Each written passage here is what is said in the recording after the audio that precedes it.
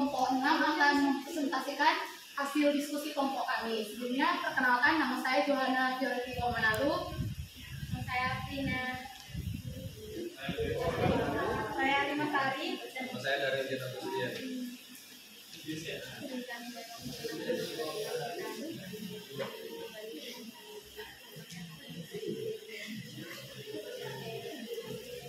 Pengertian lumut adalah kelompok tanaman yang tidak mencolok yang dianggap oleh orang-orang dengan cara yang sangat berbeda, meskipun merupakan elemen yang sangat dibutuhkan dari zaman Jepang. Mereka diperangi dalam bentuk Eropa Barat, tetapi karena ukurannya kecil diabaikan oleh sebagian besar orang. Lumut bagaimanapun yang termasuk dalam kelompok tanam darah tertua evolusioner Bryophyta mengembangkan gaya hidup dan strategi yang membuat mereka menarik untuk eksploitasi bioteknologi. Poikilotrik atau lumut yaitu kandungan air sel setara dengan lingkungannya, memerlukan pembentukan mekanisme biokimia untuk mengatasi tekanan abiotik, misalnya kekeringan yang berharga untuk aplikasi biotik di masa depan pada tanaman pangan. Selain itu, karena tidak memiliki arti sejati, lumut mengambil nutrisi melalui seluruh permukaannya yang menjadikannya target dan menarik dari pendekatan biomonoteori pencemaran lingkungan. Hidup di lingkungan basah dalam kontak dekat dengan organisme yang terlibat dalam biodegrasi bisa menjadi alasan adanya beberapa metabolit khusus dengan efek antimikroba atau anti jamur pada Bryophytes yang telah digunakan secara luas dalam pengobatan tradisional.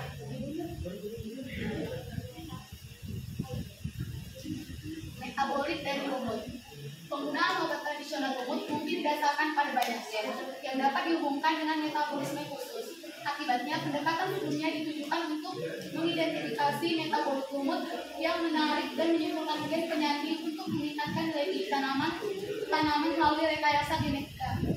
Hidup di lingkungan basah dalam kontak dekat dengan organisme yang terlibat dalam biodegradasi bisa menjadi alasan adanya beberapa metabolit khusus dengan efek antimikroba atau anti jamur pada Bryophytes yang telah digunakan secara luas dalam pengobatan tradisional. Sifat antiseptik dan penyerap air dari sphagnum moss telah digunakan, misalnya untuk pembalut luka. Namun baru-baru ini, patens yang ditanam di laboratorium dan sampel campuran 6 spesies lumut yang diambil dari lingkungan berhasil digunakan untuk membuat Bryo-MVC atau sel bahan bakar mikroba. Budidaya Piscomitrella. Piscomitrella patents untuk proses bioteknologi.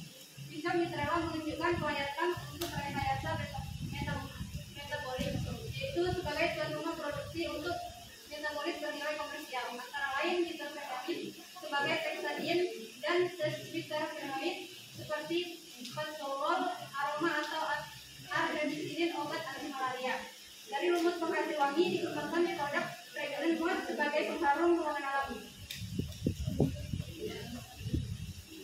Informasi terkait dasar lumut sebagai produk farmasi bernilai tinggi, protein farmasi, rekombinan, memperlihatkan peningkatan sektor dalam pasar farmasi. Sebaliknya, ada satu farmasi yang telah mendapatkan pelepasan pasar, Eleniso, Gluko, Electrodiase yang dikembangkan oleh Protalix dan dipasarkan oleh Pfizer sebagai terapi pengganti enzim untuk Morpus yang bisa diproduksi dalam tubuh sel.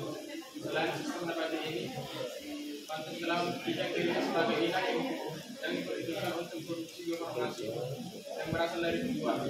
Sesuai energi yang sangat baik membantu mencegah pendekatan kesulitan dari dampo. Spesifik tanaman pada protein yang diinginkan serta memanusiakan pola N glikosilase protein Piscomitrella melalui penargetan gen yang cepat.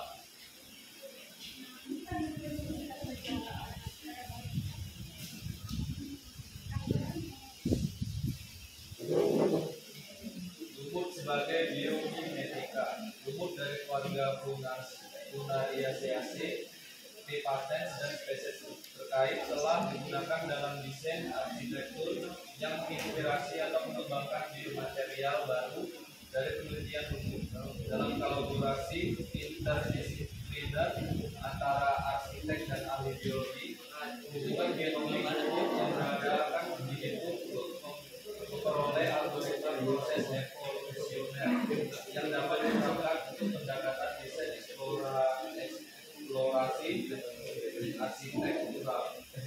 Inisiatif kolaboratif kedua bertujuan menganalisis struktural dan fungsional dari jaringan FTSZ yang menampilkan struktur polimer di dalam kloroplas yang membentuk plastoskeleton di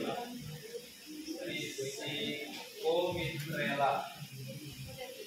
3D mikroskop memindai laser konfokal digunakan untuk akuisisi jaringan yang dibangun oleh berbagai isofor FTSZ menghasilkan mengklasifikasikan struktur jaringan protein yang berbeda. Dengan bantuan pembelajaran mesin, fitur dapat diekstraksi yang memungkinkan klasifikasi untuk membedakan antara dua isofor FTSZ dengan menghubungkan struktur dan dinamika jaringan dengan fungsionalitas. Ini disiplin material yang direkayasa protein untuk pengobatan regeneratif adalah visi untuk aplikasi masa depan. Baiklah, sekian dari hasil presentasi kami. Jika ada kesalahan, kami mohon maaf. Sekian dan terima kasih. Jika ada pertanyaan, saran, dan tanggapan dari teman-teman sekalian, kami persilahkan. Izin bertanya, jadi kan dari PPT yang udah kalian buat tadi, itu kan kalian membahas lumut. Apa sih motivasi kalian mengambil sampel lumut?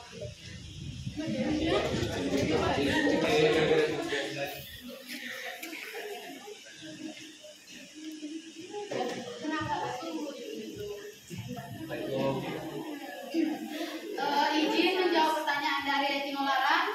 Alasan kami mengambil tumbuhan lumut dikarenakan juga kami ahli teknologi. Nah, teknologi ini banyak mempelajari tentang lumut. Sekian. Ada lagi pertanyaan, saran, atau tanggapan dari kelompok lain? Kami persilahkan.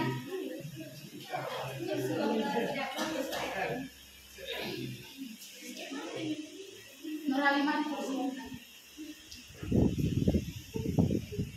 Mas Surya, perkenalkan, nama saya Nur Halimah. Izin bertanya, kan ini kan membahas tentang lumut ya. Nah, menurut kawan-kawan, apa sih manfaat dari lumut itu sendiri bagi kehidupan kita gitu?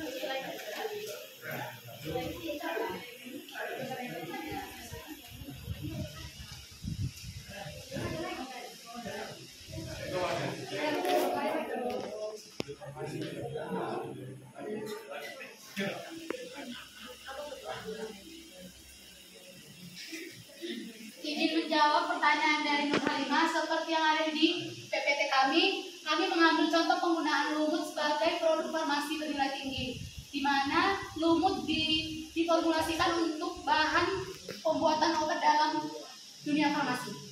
Sekian dan terima kasih.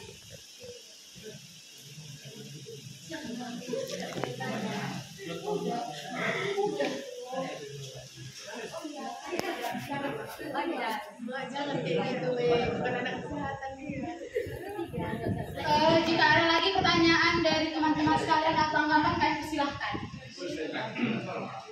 Baiklah, tidak ada lagi.